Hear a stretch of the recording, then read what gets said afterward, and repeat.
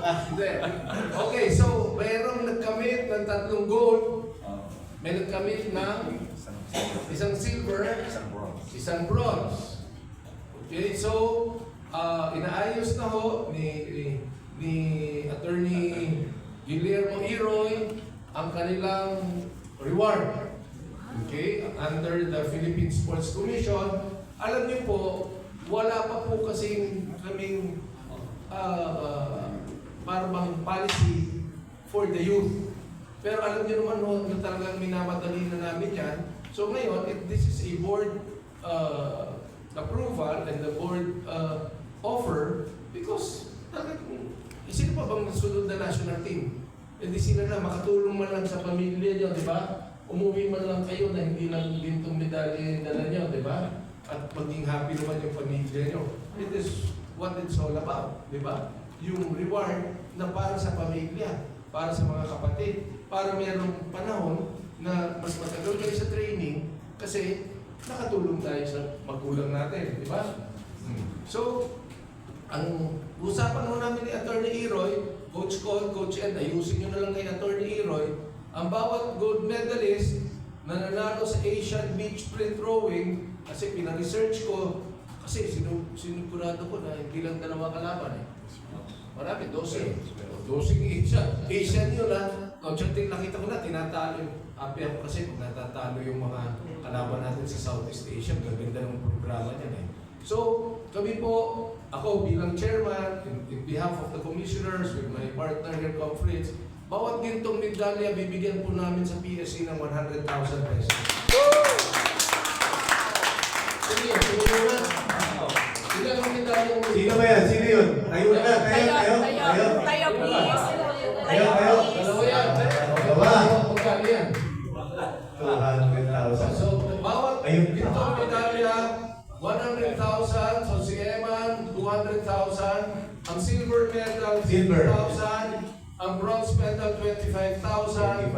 At ang mga coaches, may pool sila na i-adjust Attorney Iroy parang 15, tapos sa silver iba rin, 25, pero tapos pool yan, para naman sa mga coaches.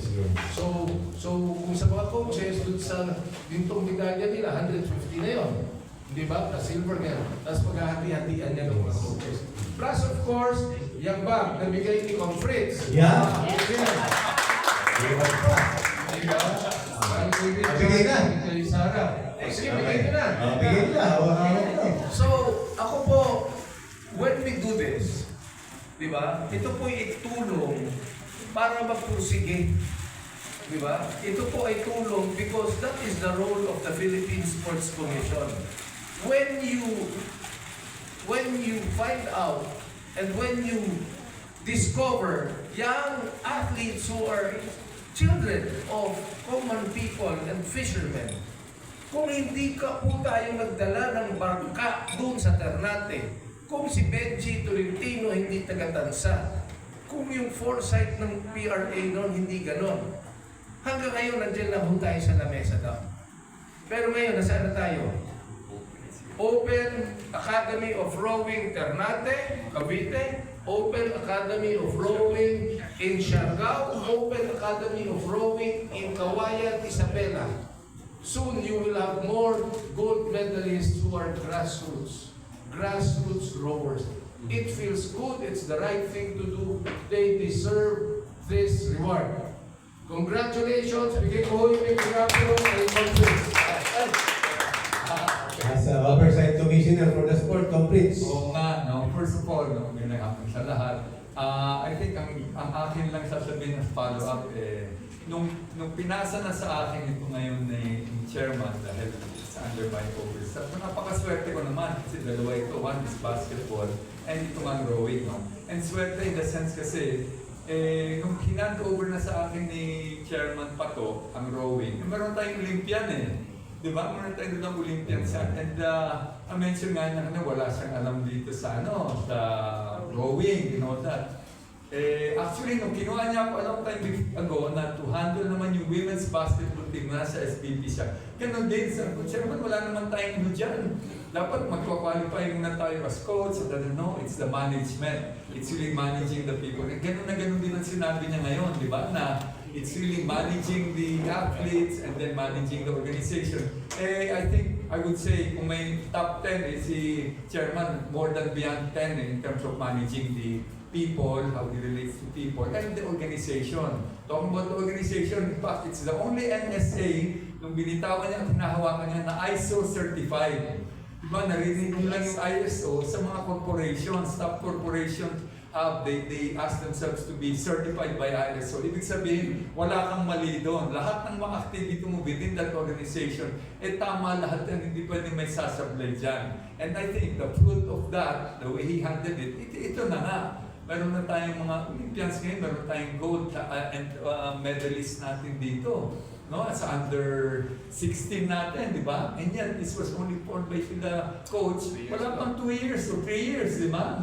When we were just moving in, again, it's only the time ni Chairman pag dumating, doon talaga natin na-kick yun na sinabi, hindi, kailangan ituloy natin itong under 16, under 18. Before that, wala, hindi gumagalaw eh.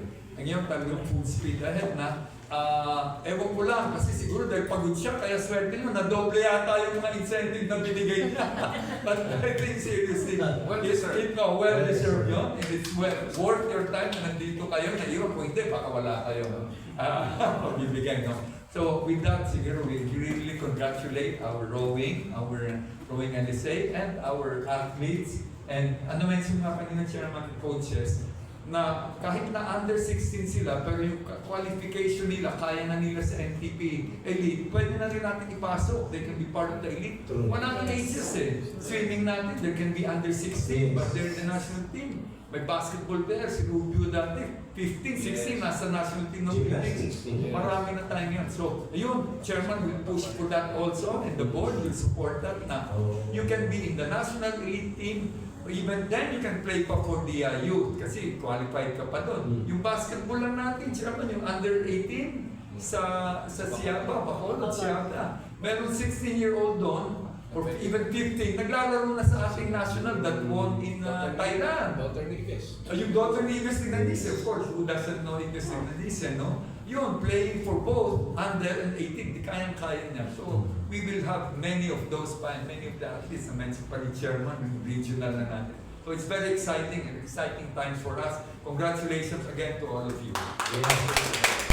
So, we will get to know more about our athletes, pero yun nga, coaches muna and then later on highlights.